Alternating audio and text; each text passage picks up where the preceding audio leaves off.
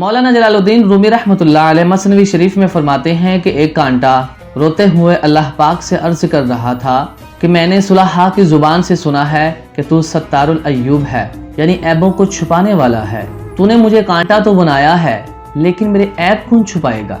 जलालुद्दीन रूमी रहमतुल्लाह अलैह फरमाते हैं कि उसकी जुबान हाल की दुआ में इतना असर था कि अल्लाह ने उसके ऊपर फूल की पंखड़ी पैदा कर दी ताकि वह फूल के दामन में खुद को छुपा ले।